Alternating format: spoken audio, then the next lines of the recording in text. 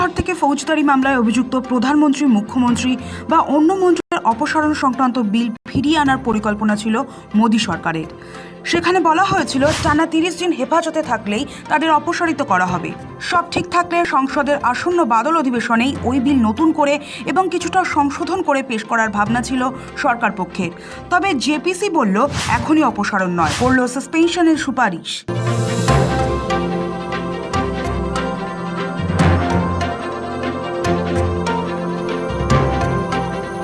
ফৌজদারি মামলায় অভিযুক্ত প্রধানমন্ত্রী, মুখ্যমন্ত্রী বা অন্য মন্ত্রীদের অপসারণ সংক্রান্ত বিলটি পর্যালোচনার জন্য যে যৌথ সংসদীয় কমিটি গঠন করা হয়েছিল, সেই কমিটি অবশেষে রিপোর্ট চূড়ান্ত করেছে। সেখানে জেপিসি স্পষ্ট জানিয়ে দিয়েছে মন্ত্রিত্ব থেকে অপসারণের সায় নেই তাদের, পরিবর্তে তারা সাসপেন্ডের সুপারিশ করেছে।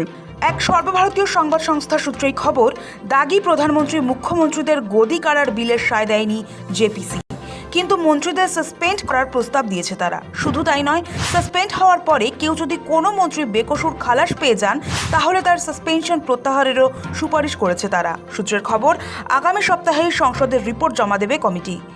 সর্বভারতীয় সংবাদ সংস্থার সূত্র অনুযায়ী বিলে অপসারণ শব্দের বদলে সাসপেন্ড শব্দটি ব্যবহারের সুপারিশ করেছে কমিটি। পাশাপাশি কোন অপরাধগুলিকে গুরুতর অপরাধ বোঝানো হচ্ছে তার ব্যাখ্যাও দিয়েছে জেপিসি। তাদের মতে, যে অপরাধে ন্যূনতম 5 বছর বা তার বেশি সময়ের কারাদণ্ডের সম্ভাবনা থাকে, সেগুলিকেই গুরুতর অপরাধ হিসেবে গণ্য করা হবে। এজন্য একটি পৃথক তালিকা তৈরি করার কথাও বলা হয়েছে। সাংবিধানিক পদে থাকা ব্যক্তিদের ক্ষেত্রে যাতে দ্রুত বিচার প্রক্রিয়া শেষ করা যায়, তার জন্য ফাস্ট ট্র্যাক কোর্ট বা দ্রুত বিচার আদালতের ব্যবস্থা করারও সুপারিশ করেছে কমিটি।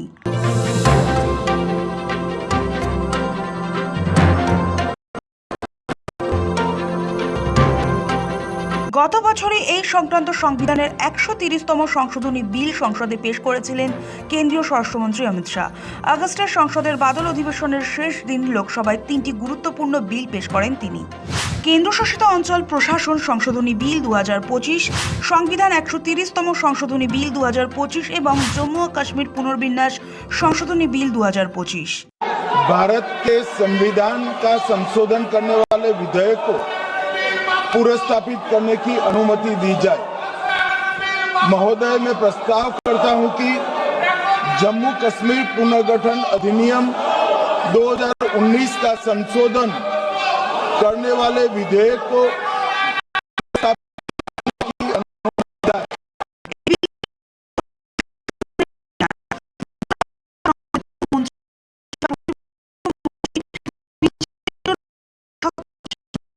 সেটা নিশ্চিত করতে ওই বিলগুলি আনা হয়। 5 বছরের বেশি কারাদণ্ড হতে পারে এমন অপরাধে গ্রেফতার হয়ে যদি প্রধানমন্ত্রী, মুখ্যমন্ত্রী বা কেন্দ্র বা রাজ্যের অন্য মন্ত্রীরা টানা 30 দিন হেফাজতে থাকেন, তাহলে তাদের পদ চলে যাওয়ার ব্যবস্থা আছে ওই বিলগুলিতে। সেই সময় বিলগুলির বিরোধিতা করেছেন বিরোধীরা। তারা ছিল বিরোধী সরকারকে ইচ্ছে বাতিল করতে ওই বিলগুলি কাজে লাগানো হবে। বক্তব্য, এটা আসলে মমতা বন্দ্যোপাধ্যায় শেষ সময় এই আসলে